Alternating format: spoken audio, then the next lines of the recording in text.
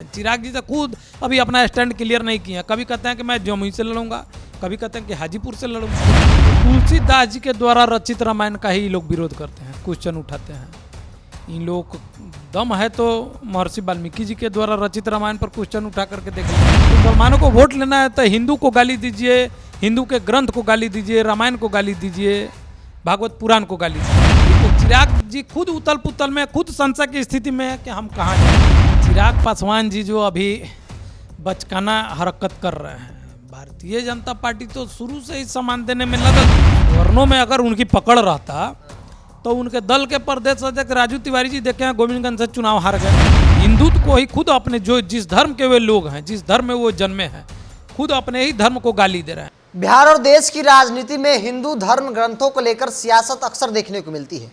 विपक्षी पार्टियां, जो भारतीय जनता पार्टी के विपक्षी दल हैं, वो कुछ ऐसा बोल जाते हैं जिससे उनको बैकफुट पर भी आना पड़ता है और जवाब भी देना पड़ता है। एक बार फिर से आरजेडी के दानापुर से बाहुबली विधायक रीतलाल यादव ने रामचरितमानस को लेकर कहा है कि मस्जिदों में लिखी गई, जिसके बाद कई सवाल खड़े हुए कि आखिर रीतलाल यादव इतना ज्ञान उनके पास आता कहाँ से है, या फिर आरजेडी के जो नेता हैं जो रामचरितमानस और राम को लेकर, रामायण को लेकर जो बयान देते हैं, वो कहाँ इतना पढ़े हैं। अगर रामचरितमानस मस्जिद में लिखा गया है तो कब लिखा गया और किस मस्जिद में लिखा गया, ये भी बता दे। सवाल पूछा जा रहा है। मेरे साथ भारतीय जनता परिवार पार्टी के प्रवक्ता हैं चंदन झा। इस बात को आप जानते हैं कि रामचरितमानस जो है वो मस्जिदों में लिखा गया है।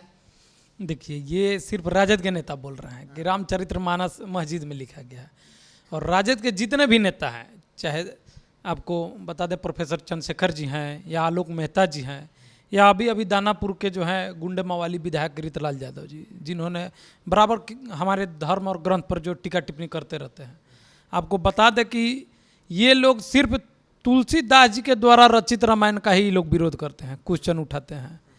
इन लोग दम है तो महर्षि वाल्मीकि जी के द्वारा रचित रामायण पर क्वेश्चन उठा करके देख लें। आज दूध का दूध और पानी का पानी हो जाएगा। इन लोग का एक ही मकसद है, इन लोग का जनाधार जो खसक रहा है, अति पिछड़ा वोट इनके हाथ से निकल गया। अब बीते दिनों माइनॉरिटी वोट इनके हाथ से निकल गया, तो अति पिछड़े और माइनॉरिटी को लुभाने के लिए सिर्फ ब्राह्मणों और ब्राह्मणवाद को गाली दिया जा रहा है। रामायण का विरोध नहीं किया जा रहा है। रामायण का उस रामायण का विरोध किया जा रहा है जिसे तुलसीदास जी ने लिखा था। महर्षि वाल्मीकि जी के द्वारा लिखे हुए रामायण का विरोध नहीं हो रहा है। ये माइनॉरिटी वोट और अति पिछड़े को लुभाने के लिए इस तरह की षड्यंत्र रचा जा। मुसलमानों का वोट लेना है तो हिंदू को गाली दीजिए। आप हिंदू धर्म बंधु पर सवाल। मुसलमानों को वोट लेना है तो हिंदू को गाली दीजिए, हिंदू के ग्रंथ को गाली दीजिए, रामायण को गाली दीजिए, भागवत पुराण को गाली दीजिए।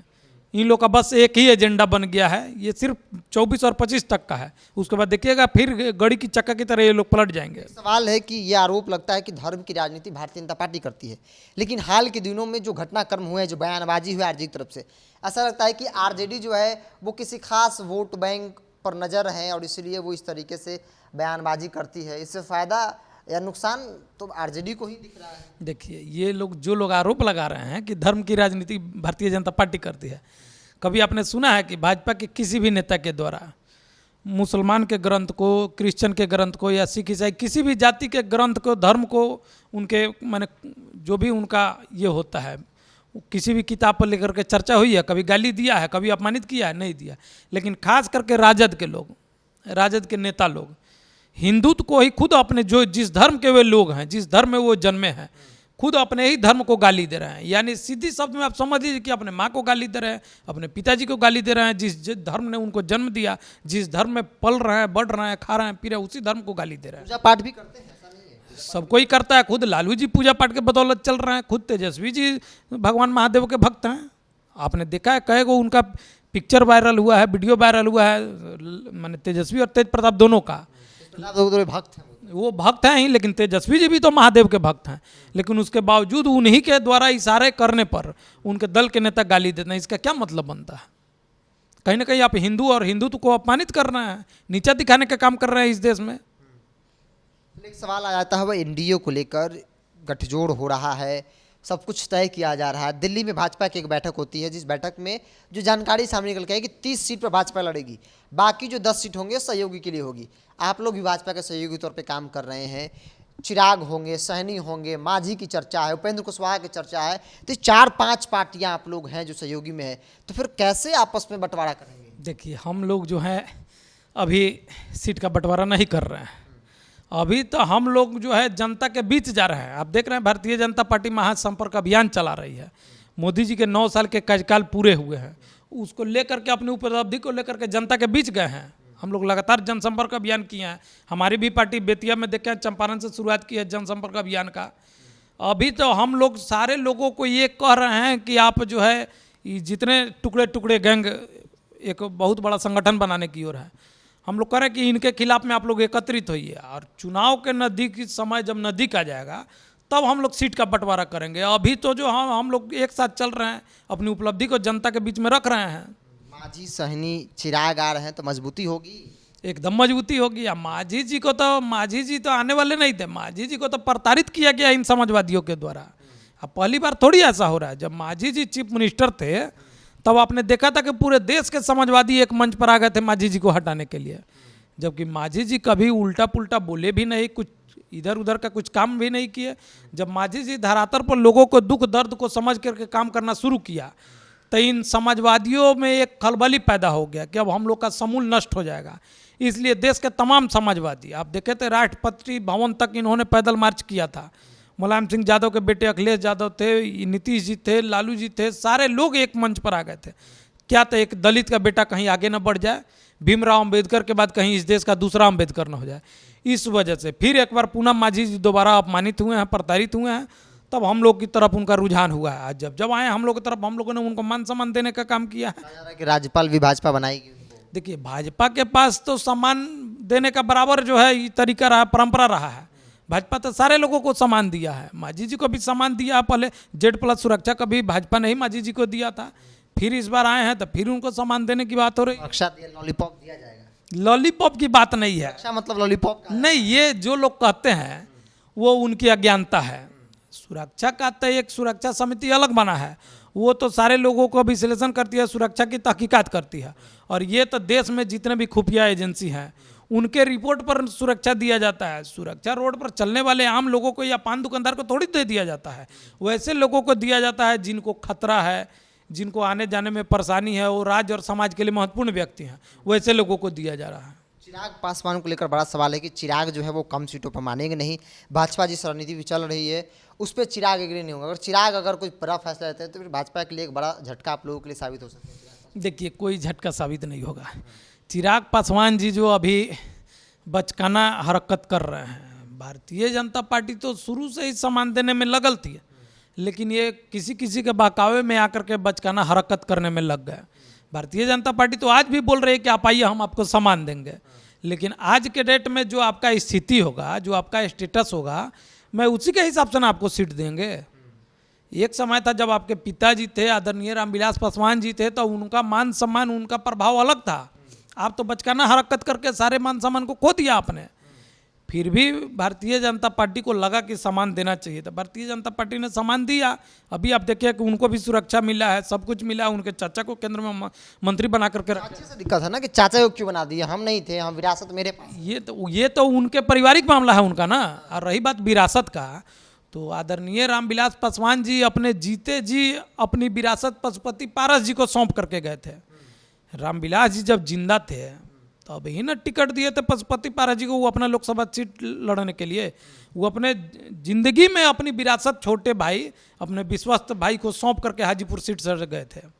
तो इसमें कहाँ लड़ाई है? कुछ मूर्ख लोग हैं, ज्ञानी लोग हैं जिन्हें समझ में नहीं आ रहा है। अगर जो विरासत उन्हें पशुपति पारस जी को नहीं देना रहता तो क्यों हाजीपुर से लड़ाते? देखते कि हमारा बेटा काबिल था तो बेटे को कहते कि तुम ही हाजीपुर से लड़ो, पशुपति पारस जी कहीं अन्यत्र लड़ते। लेकिन उन्हें अपने इस तरह के माने ऐसे बचकाना हरकत करने वाले पुत्र पर जो उनका भरोसा नहीं था, इसलिए उन्होंने अपने विश्वास पात्र माने भरत जैसे भाई को उन्होंने अपना विरासत सौंपने का काम किया। कई बार चंदन जी देखा जाता है कि चिराग पासवान की पार्टी की तरफ से कहा जाता है कि वो भावी मुख्यमंत्री उम्मीदवार हैं। चिराग को अगर भाजपा प्रमोट करती है तो मुख्यमंत्री बनेंगे, मतलब कि भाजपा के बदौलत चिराग नहीं है, चिराग के बदौलत भाजपा। देखिए वो तो कोई भी कह सकता है। मुकेश सहनी भी एक जमाने में कहा करते थे मुख्यमंत्री के उम्मीदवार, तेजस्वी जी भी कहते हैं मुख्यमंत्री के उम्मीदवार।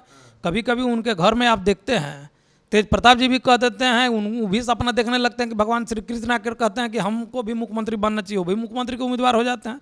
तो कहने के लिए तो कोई हो सकता है, हम भी कह सकते हैं कि हम भी कल के मुख्यमंत्री के उम्मीदवार हैं, लेकिन मुख्यमंत्री के उम्मीदवार बनने के लिए अपना जनाधार होना चाहिए, लोगों में अपनी पकड़ होना चाहिए। तो इस तरह का तो कोई पकड़ नहीं है, चिराग पासवान में कोई पकड़ नहीं है। कोई पकड़ नहीं है। कहते हैं कि भाई यूथ में, सवर्णों में उनकी पकड़ है। स्वर्णों में अगर उनकी पकड़ रहता तो उनके दल के प्रदेश अध्यक्ष राजू तिवारी जी देखे हैं गोविंदगंज से चुनाव हार गए, उनकी अपनी पकड़ रहती तो एक भी बिहार विधानसभा के 20 के चुनाव में एक भी विधायक उनका नहीं जीता, एक जो जीता था वो भी चला गया जदयू में, तो उनका पकड़ कहाँ रहा। उनसे अच्छा तो ओवैसी जी का पकड़ है, 4 विधायक चला भी गया, फिर भी एक विधायक अभी विधानसभा में है।